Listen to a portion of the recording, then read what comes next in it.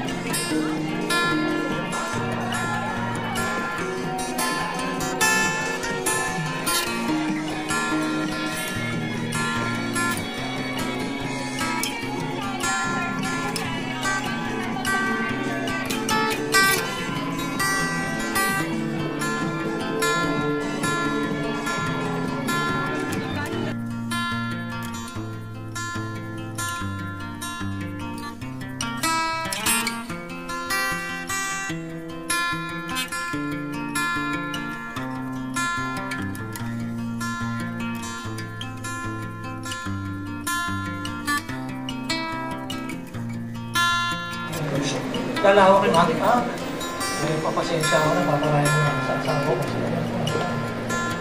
Pabalik mo ng asawa kaya, sinutoyo lang. Ganun ba? May toyo lang na. Pag-islamang po, si Ron Cotto, siya po ay napakatangan ng Greek. So, the long story short, nakulong siya ng more than 10 years. Pero ang maganda, isang taon na lang, 10 taon, no? Siya ay natin naman sa Panginoon. So, siyempre, patawad. Patawad siya pangalaman sa Panginoon. Isang taon, inalaya siya. Nakasweldo siya. Pero the point is, bago pa siya lumaya sa kulungan, lumaya na yung kanyang puso kasi nagpatawad siya. Maraming mga pamilya, mga mag-asawa, hindi lumalaya. Dahil ayaw magpatawad sa isa. Dahil kung sinasabi, parang kasi ang dali, kapag ikaw ang nakasakit, parang gusto ko, tuwanin mo na ako. Hindi. It's a process eh. Pero in general, sa akin po, pagka-unawa sa Bible, kung nahihirapan ka magpatawad in general, tignan mo kung paano magtatuloy ng Panginoon sa mga pagkakamali mo. Sige. ano, diba? Napakamahaba din at mapagpatawad sa atin ng Panginoon. Paulit-ulit. Gagawin natin yung the best, maya-maya, ito naman, iba na naman tayo. Ang dali natin, ang inclination natin talaga na mag-wandering. Kasi nasa proseso tayo, under construction, binabago tayo ng Panginoon. Pero, sandali, bago nga magtanim ng galit, may napag-pray po ako, talagang mamamatay na, naghihinga nun. Hindi po magpatawad, hindi. Namatay ko, hindi po nagpatawad. Lugod ako. Hindi ko alam. Pinili na hindi magpatawad. Gusto po natin na another 34 years. Piliin natin i-let go yung past offenses. Kasi hindi naman pag-let go lang, may reconciliation. Kasama yung sa pagpapatawad, yung restitution. Diba? Ganun yung ginawa ni ni Zacchaeus, diba? Binalik niya. Kaya nga, ang sabi ni, pagdating ko po ito, the meaning of marriage is ang aklat ni Tim Keller. Forgiveness is not the end of the story. It is the beginning of reconciliation. To forgive is to say, I will not hold against you, but to reconcile is to say, ito po yun, let us walk forward together in peace. Sabihin niyo po sa inyong asawa, peace be with you. Talaga naman payapa po tayo, di ba? Walang magkagalit po dito, amen? Amen. Oo naman, kasi kung magkagalit po, hindi po kaya akit dito. I tell you, hindi po mangyayari yan. Amen? Amen. So, kasama po ito. Pinatawad tayo ng Panginoon hindi isang beses. Ilang beses? Kaya ang aral niya, sabi ni Pedro, Panginoon, ilang beses po ba kami nagpapatawad sa isang kapatid na nagkasala sa akin? Alam na ni Pedro kung ilang beses siya magpapatawad. Itong beses po ba? Anong niya sagot niya? Pero iba si Lord. Hindi itong beses. So ito ay, sabi niya, perpetual. 70 times, kung 400 na hindi rin. Natapos yun 365 days lang. Mga isang taon lang, after 1 year, tapos siya magpatawad. Yun naman yung saying, po ba? Kaya, yung pagpapatawad, naalala ko isang kwento lang po, no? Sa simbahan, merong yung bell. Kahit na po kayo ng bell. Yung pinakamaliit yung sa ice cream nila. Sa simbahan lang. Hinahatak yun, yung mga sakristan. Yung kampana. Yan, parang cute no? Kampana. Sa English na kampana, no? Big bell. So, pag hinatak yung bell, di ba? Nagsusweet pa yun. Hindi naman kagago pa yun. Hanggang sa, gradually, slowly, no? Down until it comes to, no? To complete stop. Ito na siya. Parang ganun daw ang pagpapatawad. Even after we made an initial decision to forgive, yung angry thoughts, naglilinger yun. It may keep coming back. Bumabalik. So we must consistently choose to release them again and again until they finally fade away. Totoo, no? Kapag alam mo, pinatawad ko na yan. Pero kapag naginawa naman yan, ito na naman. Sigurado maaalala. Talagang gano'n eh. Lalo na si Satanas. He is the accuser of the brethren. Lahat ng mga pangit na ginawa ng asawa mo, hahalungkatin ng demonyo, papaalala yan. At ginawa ng asawa mo yun naman. So sorry, hindi naman totoo yun. Demonyo naman. Pero, si Lord, gusto ni Lord magpatawad tayo. Ang totoo. Ito ba po ba kayo? Konti na lang po ha. Hindi na po ako ng konti. Mahalaga po kasi ito ay sumasalang yun. At matututunan natin na sa tatagal pa natin sa mundo ito. Ito ay lifestyle natin.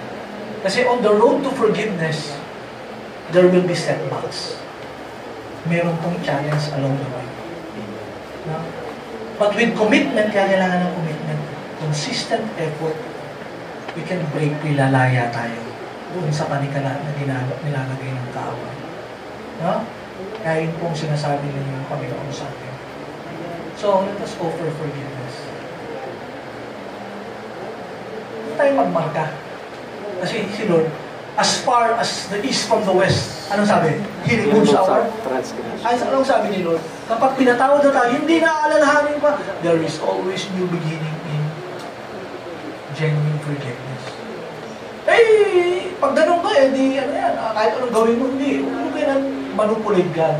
You cannot abuse God's mercy. Meron ang consequence yan. Pero totoo yun, kapag hindi ka ng tawad, siya ay tapat, nagbibigis, wala ng ating mga kasalanan.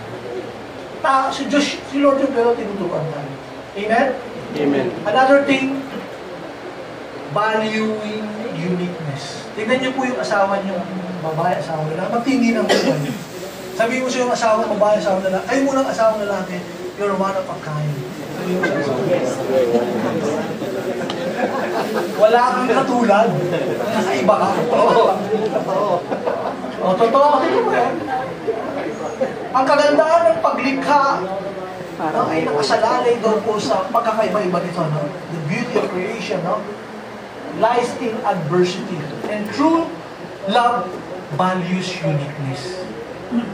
Si Jesus po, pinapahalagahan niya ang people's individuality. Nakita niyo si Zacchaeus, anong statue ni Zacchaeus? Notorious na mandaraya. Pero bukod doon, mababa ang kanyang height. Maganda sa puno eh. Pero binigyan pagkakataon ni Lord, pinahalagahan niya kahit ganun siya. Unique siya eh. Umakyat sa puno eh. Pinahalagahan ni Lord. Alam natin yung story. No? So ang ugnayan sa pagitan ng mag-asawa ay lubos na tumitibay kapag ang pagiging natatangi ay pinapahalagahan. Kung nang hanapan yung asawa mo, kakaiba nga eh. Pwede bang ano sabi nito? Carbon copies.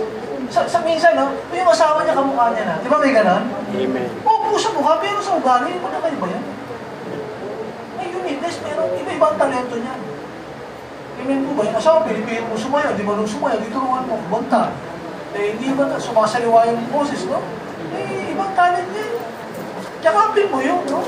Celebrate niyo yung strength at weakness, pagtulungan. Amen ba? Amen. Kaya yung link sa pagitan ng mag-asawa, ay napapalakas kapag pinapahalagan ng pagkakaiba. Inanggap mo yan eh. Kanina po, nagbanggit po kayo ng bango. Uli. Hindi lang po salita yan. Pagpapahalaga yan na siya ay siya. Amen? Amen po ba? Kasabihin mo ba, pabuti po yung kapitbahay natin. Kukumpara mo pa sa iba. Pabuti pa yung katulong natin, madalahanin. Oh, huwag naman gano'n. Masyado na. Mag-ingat. Magpaalagayan kayo, kay Inday, Pudali natin. Ang tandaan, iba-iba ng personalidad. Sino rito ang extrovert? Sino rito ang introvert? Pag yung mga extrovert ito, parang gusto nyo, kwentuhan, ako po extrovert ako. Diba, tahimik lang. Iba naman, adventurous, ang mga extrovert, diba, gusto nila, solo-solo lang. Iba-iba. Nakapit mo yan, asawa mo yan. Tandaan natin, nag-asawa tayo para hindi baguhin ang asawa natin. Ang Lord na magbabago dyan. Kahit i-enhance mo yan, si Lord na magbabago dyan. Amen? Amen. So celebrating their strength and supporting them in their weaknesses. Yung ibig sabihin ng valuing uniqueness, encouraging them. Sabihin mo siyang asawa, encourage mo. Araw-araw, gabi-gabi. Ito na yan. Amen ba? Love celebrate these differences rather than trying to erase them. Kung mong buburahin siya yan eh. Unique na eh. Kasi madalas hinahanapan ako, huwag ka naman hanap. Mahalin mo yan kung ano yan. Kasi pag minahal mo yan, ang tao nagbabago. Alam mo yun? Kahit usakan na kriminal, pag nakaramdam mo ng kamamahal, ilan sa atin ang nabago dahil sa pag-ibig ni Lord? Ganun din. Pag minahal mo ng todo-todo yun, asawa mo, naging paalalahanan ka, pag-alaga, mamahalin ka ng asawa mo ng todo-todo. Amen? Amen? Sarap naman ang amen niya. Palakpakan natin si Lord. Alright! Last. Love is about extending grace. Talaga ang buhay dito sa lupa na tinutungtungan natin magulo, messy. Because people make mistakes. We make mistakes. Minsan inaasahan, minsan hindi natin inaasahan. Ang ating mga inaasahan, dumarating. Sabi ng Exodus chapter 34 verse 6, the Lord being God, merciful and gracious, is slow to anger. What else? Abounding in love, in steadfast love, and faithfulness. Ang biyaya ay nagmumula sa katangian ng Diyos. Anong katangian niya? Ganito po, grace originates, no?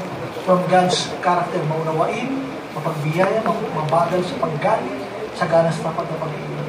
No? Grace, no? Hindi naman karapat-dapat. Unmerited favor, hindi na nararapat na pabor para sa atin, pero ibinibigay pa rin ng Panginoon. No? So, sa atin bilang mag-asawa sa context, extending grace means being patient with ourselves and our spouses. Sabi mo siyang asawa, be patient to me. Eh, we're not done yet eh. Si Pablo nga, I have not arrived yet. I press on towards the goal. Ganap na ba tayo? Piling mo lang yun. May kausap ko kahapon, patalino siya. Sabi ko, bakit nahiba na? Bless ka dahil marami yung natututunan. Pero ano mo dapat ang taong tumatalino? Bumubuti. Yung reflection mo, totoo eh. Kasi ang taong tumatalino dapat nagpapakumbaba. Pag nagpakumbaba yan, mabangpang. Yung taong tumatalino tapos sumayabang, sumasama ugali niyo. Gawa niyo po. Yun ang pwede lang po. So be patient. No? With ourselves and our spouses. Offering forgiveness, yun nga, even when it's difficult. Sa amin, remember that everyone is on their way, is on their own journey. May journey po kung tayo ay naglalakbay. Amen? Kasamang asawa, paglalakbay din po yun. So we all need support and understanding along the way. Amen. Kaya mga kapatid, tutuwa po ako sa Panginoon na ipinahintulot po niya ito. Paalala po. Kinashare ko po dahil master ko po hindi po. Ito po ay hihilingin natin sa Panginoon sa kapangyarihan niya na masalamin ang pag-ibig niya sa ating pagsasama.